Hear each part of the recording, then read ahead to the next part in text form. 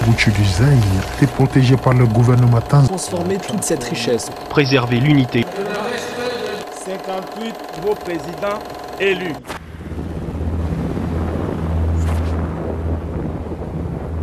Le 16 janvier 2001, la République démocratique du Congo a sombré dans l'incertitude. Le président du pays, Laurent Désiré Kabila, était assis dans son bureau lorsque l'un de ses gardes du corps est entré, a pointé son pistolet sur lui et a tiré à plusieurs reprises. L'actualité internationale, et cette fois c'est certain, Laurent Désiré Kabila est mort. Il aurait succombé à ses blessures la nuit dernière à Harare au Zimbabwe où on tentait de le soigner. Il sera enterré mardi prochain à Kinshasa. Le journal télévisé a ensuite présenté son successeur comme étant son fils, Joseph Kabila, âgé de 29 ans, et qui ne s'était pas encore bâti un nom. Ce jeune homme était toutefois connu des diplomates étrangers et du public congolais. Il était par ailleurs au rang de l'Alliance des forces démocratiques pour la libération du Congo de son père, alors qu'elle a renversé le gouvernement de Mobutu. Il jouissait d'une légitimité parmi les militaires et de la confiance étroite de son père, d'où la raison pour laquelle ils l'ont choisi pour succéder à son père. Le jeune Kabila a hérité d'un pays qui traversait une guerre insoluble, vide d'institutions civiles et l'héritage des violations des droits de l'homme commises sous les règnes de son père, Laurent Désiré Kabila, ainsi que du dictateur Mobutu. Il aura à faire ainsi face à de nombreux défis pendant sa gestion du pays. Aujourd'hui, nous vous parlerons de l'histoire de l'ascension de Joseph Kabila, ainsi que ses 18 ans de règne en République démocratique du Congo.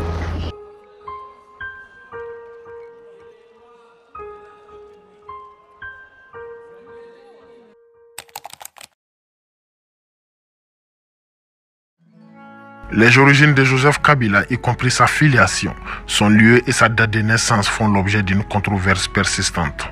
Les rumeurs et de nombreux complots sur les origines de Joseph Kabila demeurent. Toutefois, de ce qui existe, Joseph Kabila et sa sœur jumelle Jeannette sont nés vers le 4 juin 1971 à Hewabourade, dans le territoire de Fizi, province du Sud Kivu au nord de Kantaga en République démocratique du Congo. Hewaboura se trouve assez haut dans la montagne, sur le mont Makanga, entre les villages Kibili et dans la région de Kilemboué, secteur de Loulange. C'était le quartier général de la guérilla de Laurent Désiré Kabila, son père. La mère de Joseph Kabila, Sifa Mahenya, était l'une des 3 épouses de Laurent Kabila. Elle est de la province de Maniema, au centre-est du Congo.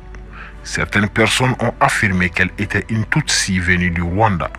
De nombreux détracteurs de Joseph Kabila ont soutenu qu'il était un étranger.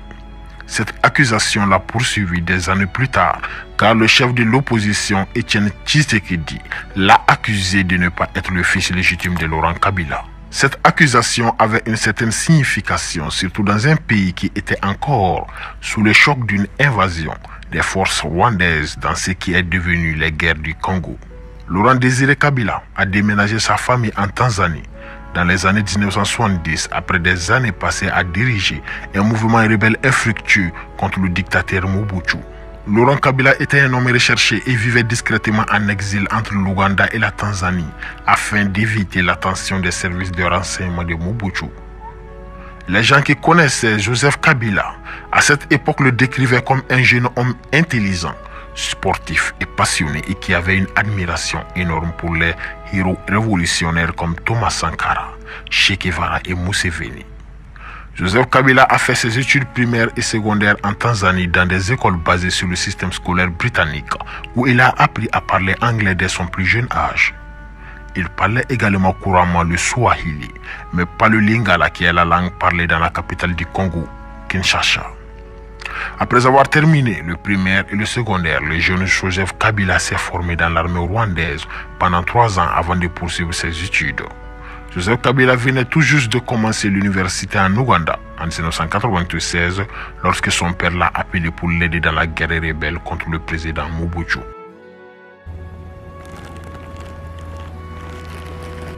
Dans les périodes de 1996 et 1997, connues comme la première guerre du Congo, Laurent Désiré Kabila a dirigé l'Alliance des forces démocratiques pour la libération du Congo, l'AFDL, le groupe rebelle qui voulait mettre fin à la dictature de Mobutu. Durant cette guerre, Joseph Kabila a travaillé aux côtés d'une personnalité rwandaise de premier plan, James Kabarebe, qui était à l'époque stratège militaire et chef du mouvement rebelle AFDL de Laurent Désiré Kabila. James Karabéré souhaitait que le jeune Joseph, alors âgé de 25 ans, participe aux opérations militaires menées par les forces de l'AFDL sur le sol congolais. Derrière l'AFDL de Laurent Désiré Kabila se trouvaient les troupes de la puissance de feu et le conseil diplomatique du Front patriotique rwandais, le mouvement de résistance nationale ougandais, mais aussi le Front populaire de libération de l'Érythrée, ainsi que le gouvernement burundais et tanzanien. Les membres de cette coalition des mouvements de libération avaient chacun leur propre motivation pour vouloir renverser Mobutu. Lorsque cette coalition a scellé le sort de Mobutu, Laurent Désiré Kabila a annoncé en mai 1997 de Lumumbashi qu'il assumait la présidence de la République. Suite à l'accession de Laurent Désiré Kabila à la présidence, le jeune Joseph Kabila a ensuite suivi une formation complémentaire à l'Université de la Défense nationale de Pékin en Chine. L'aide que Laurent Désiré Kabila avait reçue des deux soi-disant pays amis, le Rwanda de Paul Kagame et l'Ouganda de Museveni, n'était pas venue sans condition. Le peuple congolais ressentait un profond ressentiment face à la présence et l'influence rwandaise et ougandaise dans leur pays. Les Congolais ont incité Laurent Désiré Kabila à reconsidérer ses relations avec ses anciens amis. Dans un contexte de détérioration des relations avec le Rwanda, le président Kabila a démis James Kabarebe de son poste de chef d'état-major de l'armée et a ordonné aux soldats rwandais de quitter la RDC. Cela a déclenché la deuxième guerre du Congo. Dans les mois suivants, la RDC a été divisée en deux zones, l'une dirigée par Laurent Kabila avec le soutien des forces armées du Zimbabwe, de l'Angola, de la Namibie, du Tchad et du Soudan, et l'autre par la branche armée ougandaise et burundaise. En plus de ces forces, un groupe appelé le MLC, Mouvement de libération du Congo, dirigé par Jean-Pierre Bemba Gombo, et le RCD-KML, Rassemblement congolais pour la démocratie Kisangani, mouvement de libération, a occupé d'autres régions du pays. La deuxième guerre du Congo a précipité le retour de Joseph Kabila au Congo en août 1998 lorsqu'il a été nommé général-major et chef d'état-major de l'armée congolaise à l'âge de 27 ans. Sa promotion rapide a surpris beaucoup compte tenu du temps très court qu'il avait passé dans l'armée. Il a été l'un des principaux commandants militaires pendant la deuxième guerre du Congo. La vie de Joseph Kabila a radicalement changé au début de 2001. Le 16 janvier 2001, son père Laurent Désiré Kabila était assis dans son bureau au palais à Kinshasa lorsque l'un de ses gardes du corps lui a tiré dessus à plusieurs reprises. À la suite de cet incident, les conseillers de Laurent Kabila se sont empressés de faire en sorte que son cadavre soit transporté par avion au Zimbabwe sous le couvert de se faire soigner. Les frontières du Congo ont été fermées, les aéroports et un couvre-feu a été annoncé lorsqu'il est devenu évident que les blessures par balle de Laurent Kabila étaient mortelles. Ses proches alliés, en consultation avec plusieurs membres du cabinet présidentiel, se sont réunis afin de décider d'un successeur et ils ont choisi son fils. Joseph Kabila était la seule personne capable de travailler avec les factions gouvernementales et militaires. Avec cette nomination, des tensions ont éclaté entre les hauts responsables du gouvernement. Joseph Kabila n'avait que 29 ans et n'avait pratiquement aucune expérience. Donc, des commandants militaires devaient être convaincus de l'aptitude de Joseph Kabila à gouverner. Cela n'était pas difficile puisque Joseph Kabila était bien connu et généralement respecté au sein de l'armée. Un obstacle inattendu était la réticence initiale de Joseph Kabila à accepter l'offre que les conseillers de son père lui ont demandé de devenir président. On dit qu'il était au début très résistant à l'idée, probablement parce qu'il craignait pour sa vie. Il a finalement cédé et accepté la proposition. Et ainsi, le 27 janvier 2001, 11 jours après la mort de son père, Joseph Kabila est devenu président de la République démocratique du Congo et à l'époque le plus jeune chef d'État du monde. Les Congolais ne savaient pas à quoi s'attendre de leur nouveau président. Ils ne savaient pas s'il était assez fort pour maintenir l'unité ou s'il pouvait poursuivre la guerre ou la paix. À une certaine époque, de nombreuses personnes étaient mécontentes de la manière dont Joseph Kabila était arrivé au pouvoir. Elles s'opposaient donc au fait qu'il ait été choisi secrètement et automatiquement. D'autres désapprouvaient ce choix parce qu'ils n'étaient pas satisfaits du bilan de son père en tant que dirigeant. Il pensait également que Joseph Kabila était facilement influençable, une marionnette des conseillers de son père. Quoi qu'il en soit, lorsque Joseph Kabila est devenu président, le pays était confronté à de nombreux défis. Près de la moitié du territoire national était occupé par les armées des pays voisins qui avaient leur propre plan pour le Congo. Malgré cette situation compliquée, Joseph Kabila a fait preuve d'une forte volonté. Il a compris que rester au pouvoir ne pouvait pas être laissé au hasard. Immédiatement après avoir hérité de la présidence, il a pris des décisions surprenantes qui s'écartaient complètement de celles de son père. Entre autres, il a licencié les anciens conseillers de son père et alliés. Joseph Kabila a également entamé les relations bilatérales avec des alliés clés tels que les États-Unis, la France, la Grande-Bretagne et la Belgique, entre autres. Son voyage en France, aux États-Unis et en Belgique, à peine une semaine après son accession au pouvoir, a accru sa légitimité, tant au niveau national qu'à l'étranger. Joseph Kabila a évoqué la nécessité de restaurer la paix et de consolider la communion nationale, la relance de l'accord de paix de Lusaka, le retour à la vie démocratique et l'ouverture du système politique. Kabila a également eu des entretiens avec des groupes rebelles et le gouvernement des 5 pays, à savoir le Rwanda, l'Ouganda, le Zimbabwe, l'Angola et la Namibie, qui avaient des troupes au Congo. En décembre 2002, Joseph Kabila était signataire d'un accord avec les rebelles pour mettre fin à la guerre et former un gouvernement de transition à partage partiel. Cet accord, connu sous le nom d'accord global et inclusif, a été signé le 16 décembre 2002. Les partis ont convenu de combiner leurs efforts afin de parvenir à la réconciliation nationale. À cet effet, ils ont décidé de mettre en place un gouvernement d'unité nationale qui organiserait à terme des élections libres et démocratiques après une période de transition dont la durée était fixée par l'accord.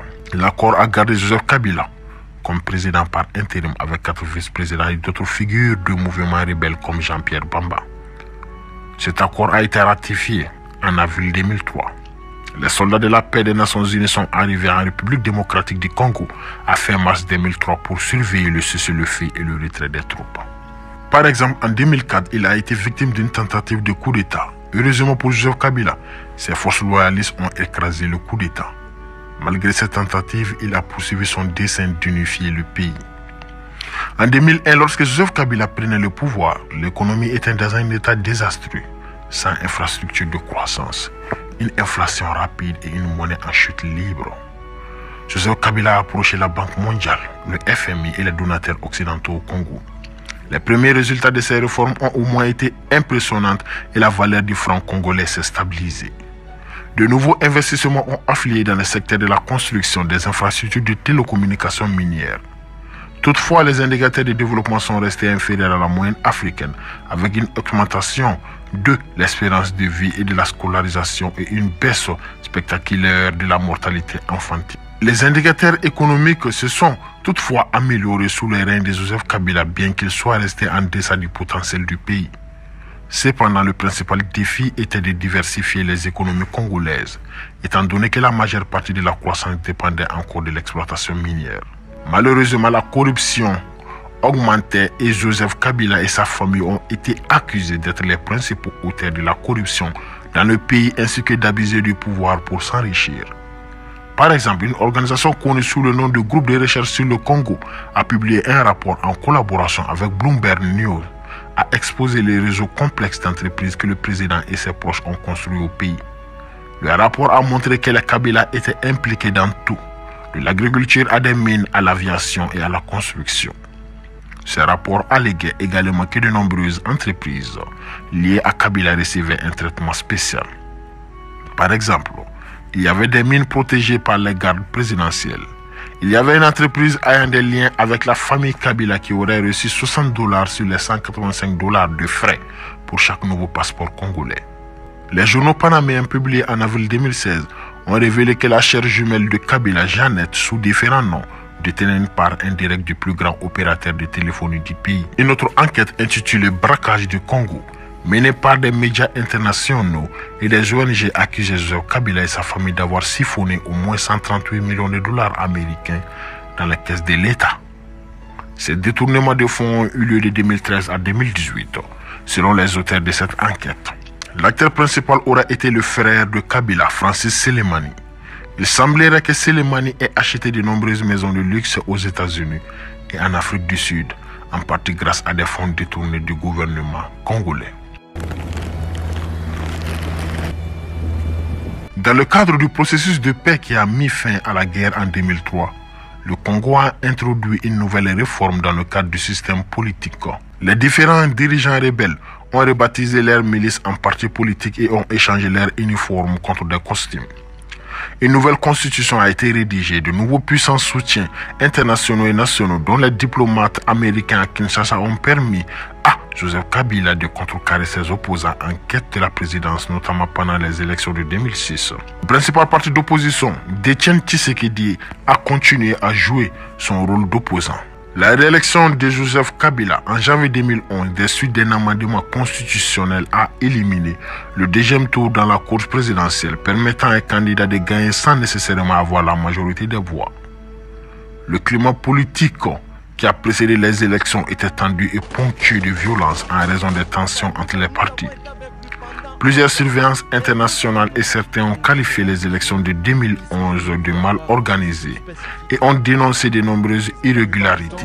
Les observateurs internationaux ont même rapporté que dans certaines circonscriptions, des taux de participation incroyablement élevés ont été constatés et que des centaines de milliers de bulletins de vote avaient disparu. Pour sa part, l'archevêque de Kinshasa a déclaré que les résultats de la commission électorale ne confirmaient ni la vérité ni la justice. En effet, la proclamation de Joseph Kabila comme vainqueur des élections présidentielles a soulevé les questions de sa légitimité et a plongé le Congo dans une grave crise constitutionnelle. Mais les résultats ont été confirmés par la Cour suprême et Joseph Kabila a été investi le 20 décembre 2011.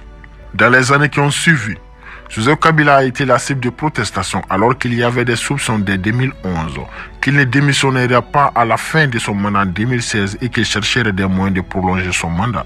Ces soupçons se sont confirmés lorsque 3 ans avant le vote prévu, il a fait pression en faveur d'un amendement constitutionnel qui supprimerait la limite de 2 ans de mandat. Mais cette tentative a échoué et a déclenché des défections au sein de la coalition au pouvoir de Kabila. Ses alliés ont ensuite proposé un long recensement national qui repousserait la date, mais qui a également échoué. Kabila s'est donc tourné vers des moyens plus créatifs. Par exemple, le gouvernement a annoncé que les 11 provinces du Congo seraient divisées en 26, ce qui a eu pour effet d'affaiblir les politiciens rivaux et de détourner les ressources des élections. Les soupçons contre Kabila se sont renforcés après que la Cour constitutionnelle a statué en mai 2016 que si les élections étaient retardées, Joseph Kabila resterait en fonction jusqu'à ce qu'un successeur puisse être élu et installé plus tard. Le tribunal a fait une demande de la commission électorale visant à reporter les élections de 2016. L'une des raisons évoquées pour retarder les élections était la logistique liée à la tenue des élections. L'élection présidentielle a finalement été reportée et programmée pour le 23 décembre 2018. Après des périodes de spéculation sur les intentions de Joseph Kabila, il a été confirmé qu'il ne présenterait pas à l'élection et qu'il soutiendrait plutôt la candidature d'Emmanuel Ramazani Shadari. Lorsque les résultats ont été proclamés, Félix Tshisekedi, fils d'Etienne Tshisekedi, décédé en 2017, est élu.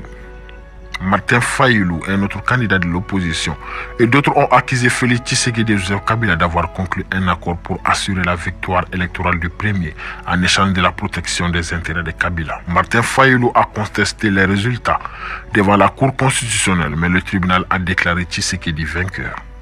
Joseph Kabila a démissionné le 24 janvier 2019, mettant fin à son mandat. Cet événement constitue la première transition pacifique du pouvoir au Congo depuis son indépendance en 1960. Ceci marque la fin des 18 années de règne de Joseph Kabila en République démocratique du Congo. Merci et à la prochaine.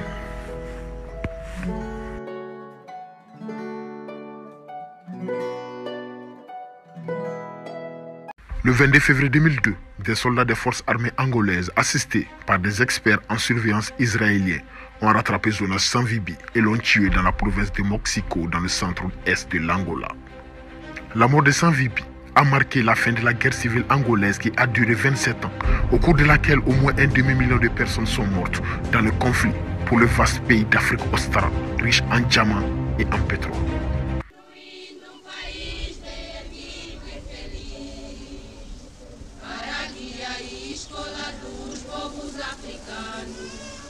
Jonas Savimbi, qui a été décrit comme l'un des rebelles les plus charismatiques du continent, avait passé plus de 35 ans dans la brousse à lutter d'abord pour l'indépendance de l'Angola, puis plus tard pour le pouvoir personnel.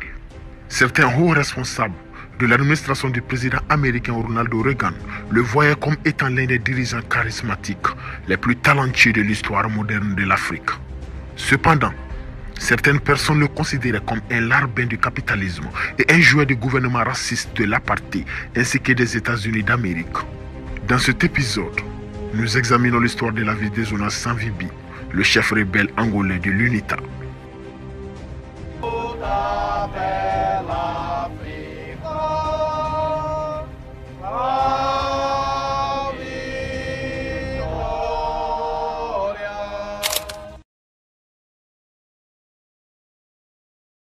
Le père de Jonas Savimbi était pasteur appartenant à l'église évangélique congrégationaliste de l'Angola. Savimbi fit ses études primaires et une partie des études secondaires dans des écoles de l'IECA, non encore reconnues par l'État colonial, et fréquente ensuite une école catholique à Huambo pour obtenir la reconnaissance officielle de ses études. En 1958, il obtient à travers l'IECA une bourse d'études américaine pour qu'il puisse terminer ses études secondaires à Lisbonne, où il devait ensuite étudier la médecine. En fait, il termine par ses études secondaires, à l'exception d'une matière qui était obligatoire pendant le régime salazariste, à savoir organisation politique nationale. Par conséquent, il ne pouvait pas entrer à l'université au Portugal. Entre-temps, il avait pris contact avec un groupe d'autres étudiants angolais qui discutaient à Lisbonne des possibilités d'obtenir l'indépendance de l'Angola et se préparait à organiser un mouvement anticolonial. Le groupe finit par attirer l'attention de la police politique, de sorte que Jonas Savimbi fut clandestinement le Portugal et trouve refuge en Suisse où un réseau protestant lui obtient une nouvelle bourse d'études. Comme la Suisse reconnaît ses études secondaires comme conclues, il étudie les sciences politiques à Lausanne et obtient une licence en sciences politiques. Après avoir reçu une formation politique et militaire dans la Chine communiste de Mao Zedong, il milite au sein du Front National de Libération de l'Angola, FNLA, de Holden Roberto, puis il fonde l'UNITA à son retour en Angola, concurrent direct sur la scène politique angolaise du Mouvement pour la Libération Populaire d'Angola, MPLA, d'inspiration marxiste. Il signe un accord avec le parti portugais au pouvoir pour lutter contre le parti adverse, le MPLA. En 1974, la révolution des Oeyers au Portugal porte au pouvoir le mouvement des forces armées, MFA, en renversant la dictature de Marcelo Caetano. Les capitaines de l'armée portugaise, à la tête de ce mouvement, rétablissent la démocratie et amorcent le processus de décolonisation des territoires portugais d'outre-mer. Ils nomment Antonio de Alvarosa Coutinho à la tête du gouvernement de transition vers l'indépendance en Angola. Il reçoit à ce moment-là le soutien très actif de l'écrivain et éditeur français Dominique Deroux, qui s'attache à donner à son combat une dimension internationale jusqu'en 1977, date de la mort de ce dernier. Le 11 novembre 1975, l'indépendance de l'Angola est proclamée. Le pouvoir est alors transféré au MPLA. Un régime pro-communiste, la République populaire d'Angola soutenue par l'Union soviétique et Cuba, s'installe en Angola. Jonas Savimbi et son mouvement, l'UNITA, déclenchent une véritable guerre civile dirigée par le MFA et le MPLA, désormais alliés. Il sera soutenu dans sa tâche par la France, Israël, l'Afrique du Sud. La société américaine Gulf Oil est allié des militaires cubains présents en Angola pour exploiter le pétrole angolais. Jonas Savimbi veut empêcher que les soviétiques et cubains récupèrent le pétrole d'Angola. Jonas Savimbi a écrit plusieurs courriers dans lesquels il dit que sans l'aide française, notamment du SDSC, le directeur des services secrets français, à cette époque, Alexandre de Maranchez, dit que Jonas Savimbi est un homme prodigieux et d'un courage immense qui défend sa terre contre le colonialisme, comme De Gaulle a défendu la France.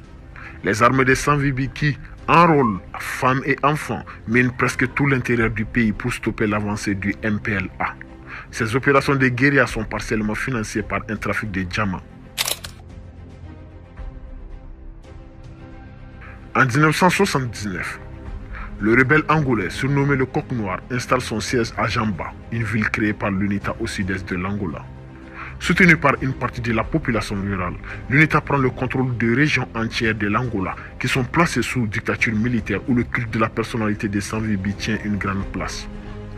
Il effectue un voyage à Washington en janvier 1986, au cours duquel il est reçu en héros par les milieux conservateurs américains.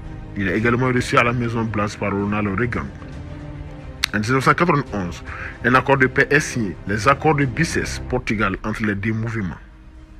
Après avoir contesté les résultats des élections donnant la victoire au MPLA, Savimbi rompt la paix et retourne dans le Maquis en 1992.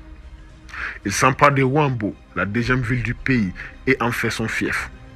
Pendant ce temps, ses troupes contrôlent les provinces du Nord. En novembre 1994, il perd Huambo et la capitale des provinces du Nord.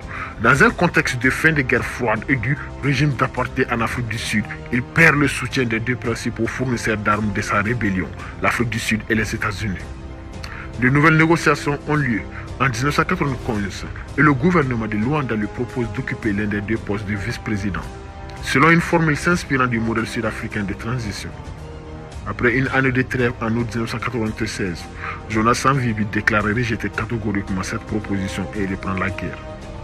À l'âge de 67 ans, et après une longue traque, il est tué par 15 balles aux côtés de 21 gardes du corps lors de combats avec l'armée angolaise le 22 février 2002 au bord de la rivière Louvier dans la province de Moxico. Il est enterré dans une tombe anonyme à Luena, dans le centre du pays. En 2019, 17 ans après sa mort, ses restes sont authentifiés par des analyses ADN et il a droit à des obsèques le 1er juin dans son village natal à Lopitanga, près d'Andilou, dans la province de Bié. C'est la fin de notre histoire. Merci et à la prochaine.